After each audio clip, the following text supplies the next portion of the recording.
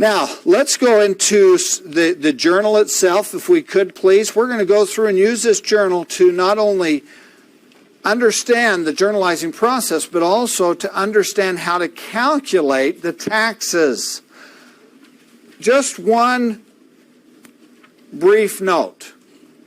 A lot of these taxes are common to everybody in the country. They're federal taxes, okay? Some taxes are more state taxes. Okay, now the three federal taxes are federal withholding, Social Security, and Medicare. There's four other taxes that are state taxes, and almost every state, as far as I know, some states don't have income tax, but every state generally has at least three of these four taxes. Okay? Some, like California, even has a fifth, has state disability. So but we're going to talk about the four taxes that apply in Utah. Recognize that if you work with another state, if your company that you're working with has employees in the other state, you need to become familiar with the laws of that state. And to do that, typically all you need to do is call the state tax commission and ask them to send you a new business packet, regardless of which state they're in, Colorado, Washington, wherever. Just ask them to send you a new business packet, and in that it will describe the different taxes for that particular state. And you'll find that, as I think all of them have state unemployment, okay? I think generally they all have workman's compensation. I think as a general, other than a few states like Nevada and Wyoming and Texas, most have a state income tax as well, okay? So you have all those. Oh, and one other federal tax I forgot was federal unemployment. Small tax, okay? So there are actually four taxes that are federal taxes. With that in mind, those 7 taxes, there's only a few that we have to worry about when actually calculating the payroll for the employees. The employer taxes we can ignore for now. Here we have 4 employees on page 126. Down the bottom 2/3 of this page, you can see the summaries, or what we call the monthly payroll request form down there, to show the 4 employees' names and how many hours or how they're going to be paid. Now, anybody could have calculated this or tabulated this. They could have done it themselves. They might have handed it in. It could have been done electronically by having one of these time clocks that you stamp in and stamp out of, or log in and log out of. One of the more common things today is to assign each employee a little card with a magnetic strip on the back, and when they come in, they slide it into a time clock, and when they leave, they do the same thing. It clocks them in and clocks them out. And then it's done all electronically. Just recognize that this is what this is to represent, is whatever came out of that time clock. Now we're going to enter these 4 employees' gross pay in first of all. So let's first of all write the 4 employees' names down. Start with John Andrews. After that, put Jane Morris, then Carl Daniels, and then Peter Lund.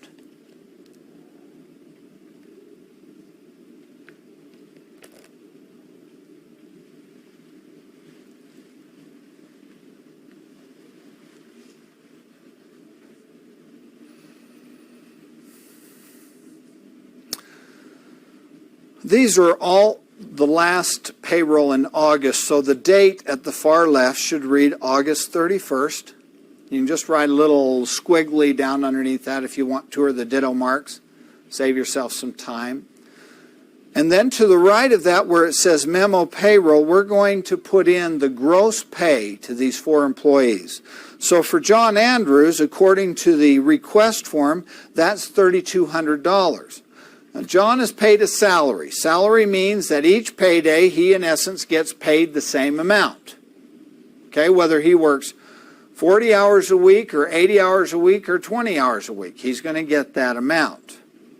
There's always exceptions to that. Some companies, even though a person's salaried, pay overtime or pay in addition to the 40 hours. Some companies don't. Most companies don't. If they get $3,200 as salary, that's what they're going to get, whether they work 40 or 60 hours. Okay. Let's see. How much is Jane Morris? She's $3,160. I recognize that Jane Morris is getting both time and a commission. This is fairly common, particularly with new salespeople. As they establish their sales areas, they need to be guaranteed some level of income while they're building up their particular customer base. So she's getting time and commission. Her time is $560, but her commission's $2,400, and then she probably made some type of a goal, and so she got a bonus of $200. Okay? So the total due is $3,160. Okay? Carl Daniels. Carl Daniels is paid straight hourly. So he's going to earn $2,800. Again, he might be a brand new salesperson, hasn't had a chance to build up the sales area yet. Notice also that Carl Daniels is paid both hourly for the 40 hours, plus he's paid overtime. In most states, overtime is any hour over 40 in a given 7-day time frame, which can be Tuesday through Monday or Sunday through Saturday or whatever. It's established by the company. And so any 40-hour term, if he works over 40 hours, he gets overtime. Some states and even some companies in the state of Utah work on an 8-hour day, which means that any hour over 8 in a 24-hour time frame is overtime. As a general rule, the 8-hour day is preferable for overtime to the 40-hour week. Do you see what I'm saying? I mean, if they have you work 4 10-hour days in a 40-hour week, no overtime. But if you happen to be in a company or a state that pays on the 8-hour basis, you're going to get, 8 hours of overtime in that case, even though you only worked 40 hours. And overtime is 1.5 times standard rate. Okay? And we get down to Peter Lund. Peter Lund is paid piecework, which means that he's paid not based on the number of hours he works, but how number of items he produces. And if he's working really efficiently one day, he could earn much more per hour than he would have if he was just coming off a weekend drunk. Okay, and so it depends upon him, and he's the only person working in the production department. Okay, so in the memo payroll column, I want to make sure you've got listed the gross pays for each of those 4 employees. Now, when it says memo, what does that mean? We're not going to post that column. We're going to utilize it in now calculating his gross and net pays. Okay. Now, the next 2 columns over there are to identify whether he or she is married or single and number of exemptions. Where do we find that information? Well, we can find it on the time card, but that's where it comes from. Okay? Everyone recognize the W-4? You do not have to have a new W-2 or W-4 filled out each year. Okay? They can work off. No, you don't. Okay? No, you can. This can stay in your file for years. It's only if one of the employees wants to change their status, if they should get married or they want to change the number of withholding allowances or get divorced, they might want to change it. And then they can do that any time of the year. They can do this every day. They can change it if they wanted to, and you're just going to use the most current one on file. Now, obviously, as a matter of practice, they don't do that, but they may change it 2 or 3 times a year, so you have to stay kind of on top of what their latest W-4 is, because what this says will establish how much the withholding is, as you can see in just a minute. In the married or single, let's go ahead and identify by either M or S which one they are. And then to the right of that, it says number of exemptions, same term as withholding allowances. John Andrews is married with 5 exemptions. So put an M in the one column and a 5 in the column to the right. Jane Morris is married with 0 withholding allowances. In fact, if you look at the next employee, Carl Daniels, notice he's single and 8. Now, Carl Daniels might not have any kids, okay? But single and 0, or single and 8, it might be that Carl Daniels, meaning, has a home that he's paying high interest deductions or high interest in, that he's going to get deducted, plus maybe high charitable contributions. So he's going to have a lot of deductions. And if they withhold the single and one rate, they're going to withhold a whole bunch of money from his paycheck, and he's going to get a huge refund came April 15th when they calculate it.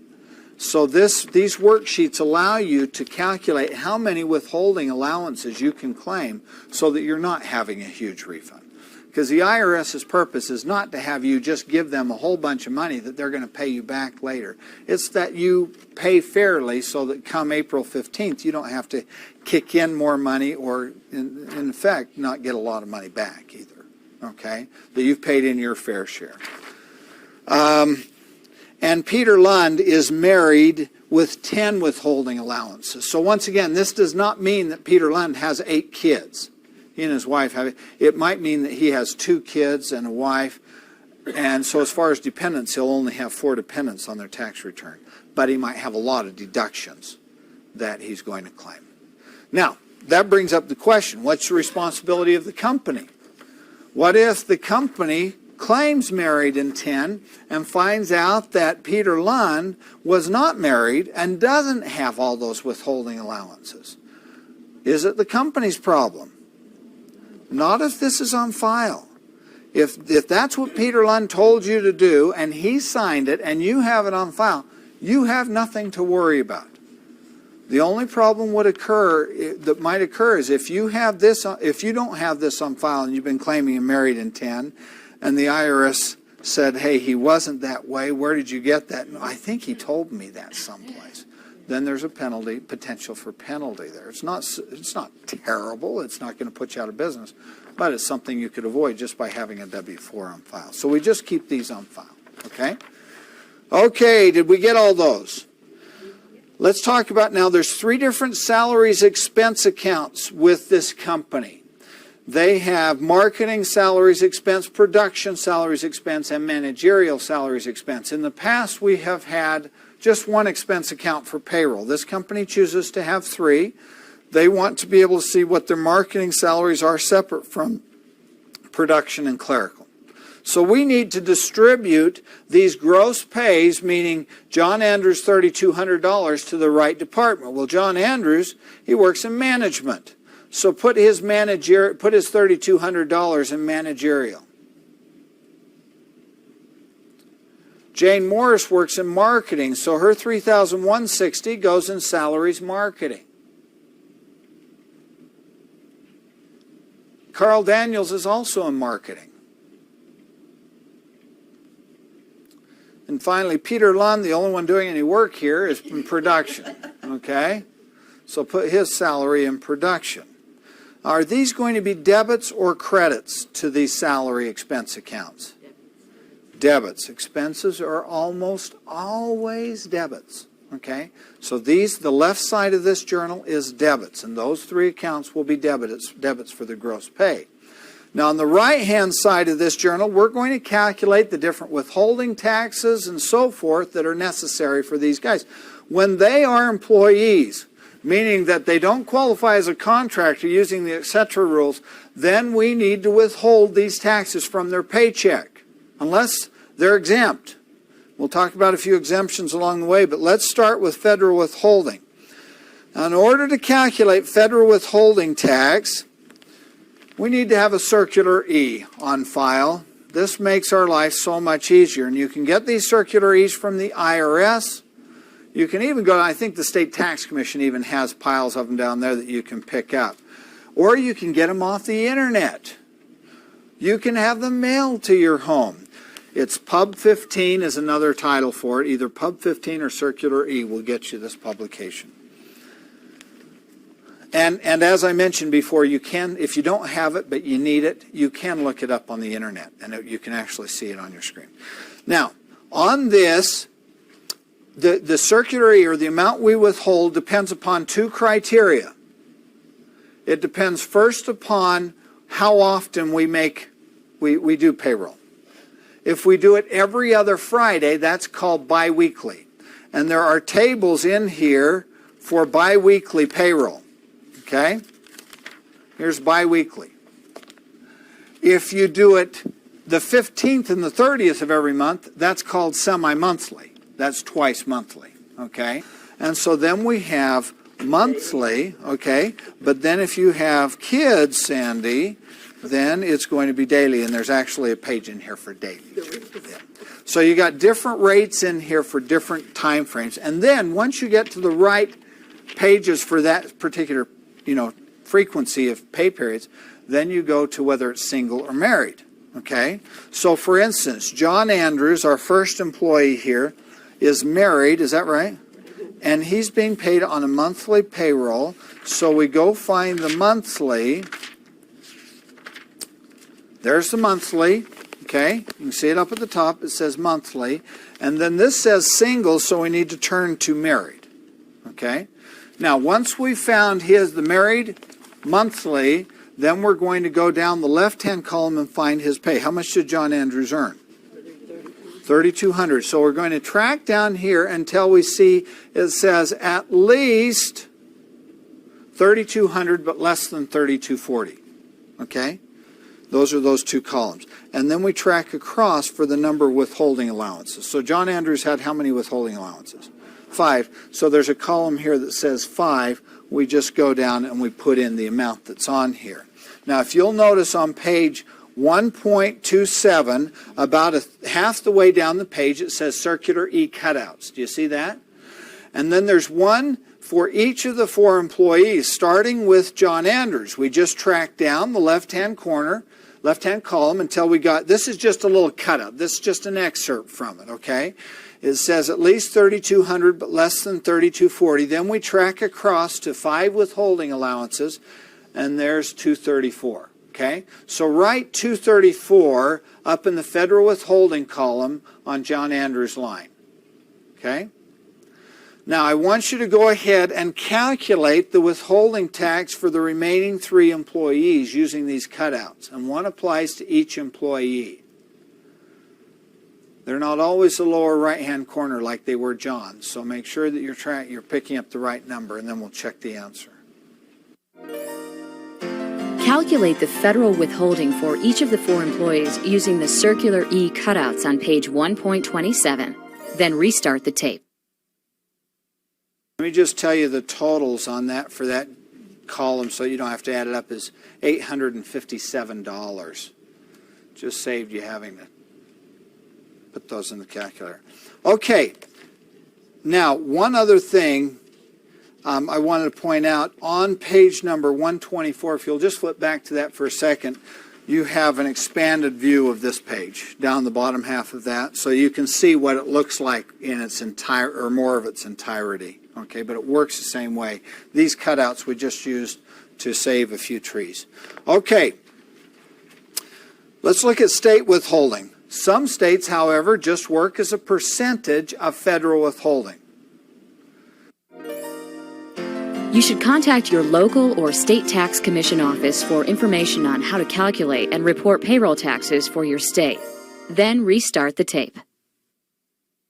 In the state that we're working with here, we use a 40% rate. So the federal withholding was for John Andrews was $234 times 40% is $93.60. So that's John Andrews state withholding. Just put $93.60 in there. Okay? Would you mind if I read these to you? No. Jane Morris is $158.40. Carl Daniels is $48. And Peter Lund is $42.80. Okay? Now the total then of all that is, of that column, is $342.80. Let's go to the next one, which is Social Security withholding. Social Security withholding is the same for everybody all over the country. It is 6.2% of the gross payroll. So to get it, we're going to multiply, in John Andrews' case, $3,200 times 6.2%, or 0.062, and we'll come up with $198.40. So that's what goes in the Social Security withholding, $198.40. For Jane Morris, it's $195.92. For Carl Daniels, it's $173.60. And for Peter Lund, it's $217. Okay? What percentage is it? 6.2%. Okay? Good. And the total for that is $784.92. Let me say that that is subject to a ceiling. Social Security is. Meaning that in a calendar year, if the employee earns greater than that ceiling, we stop withholding from their paycheck. That's 6.2%.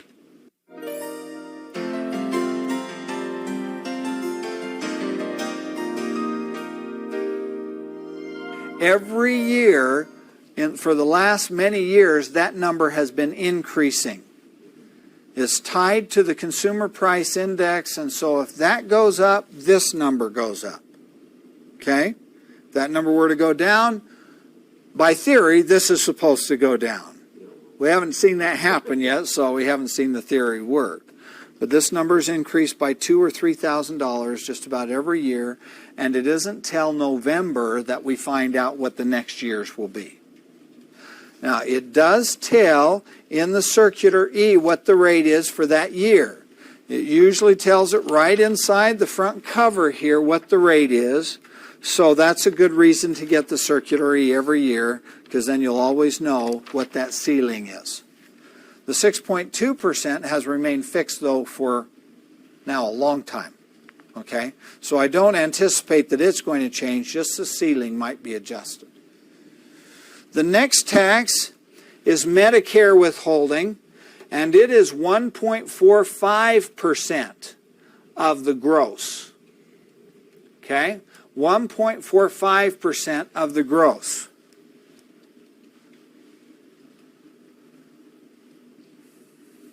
And there is no ceiling for Medicare. Now, the amounts in Medicare then for these four employees are $46.40 for John Andrews, $45.82 for Jane Morris, Carl Daniels is $40.60, and Peter Lund is $50.75. For a total of Medicare withheld of $183.57. Now for payroll, those are the only four taxes we need to consider. The other three remaining taxes are employer taxes. And so we will have to, as employers, pay those, but employee withholding doesn't apply to these. Okay? However, this company does, in fact, have a group insurance health plan. In order to enroll the employee, or in order for us to provide that insurance, the employee has to kick in $80 each month. And we do that through payroll withholding. So each employee has applied for this, and so we are withholding $80 from each of the four employees' paychecks. Now, the premiums are actually costing us $160 a month. So we're, as an employer, kicking in the additional $80, but the employee is only kicking in their half. And so the total is $320 for those four employees. In addition, we offer the employees the right, if they want us to withhold money from their paycheck, and we will send it into the credit union on their behalf. Okay, now we're not big enough to have our own credit union, but we can apply, or we can actually have our employees have an account in one of the credit unions in town. Anybody can offer that as a benefit to their employees. Anybody can do that. And so the employee has simply told us, yeah, I don't want that money. I want it, it's forced savings is what it is. Take it out of my paycheck so I never see it. The two employees are Jane Morris, and she's asked us to withhold $47 from her paycheck each month and deposit it for her. And Peter Lund, who has asked us to withhold $40 from his paycheck and send it into the credit union. So a total of $87 between those two. Now, those are all the withholdings we have for our 4 employees. There is a memo column for total withheld. Again, it's a memo column because we're not going to post the totals. This is just used in then calculating the amount of net pay. So I want you to add across each of the employees' withholdings, write it in the total withheld column, and then subtract the total withheld from the gross pay and put the net amount in payroll payable. Total all withholding amounts and calculate the net payable to each of the employees, then restart the program. You may check your answers with the key on pages 8.8 and 8.9.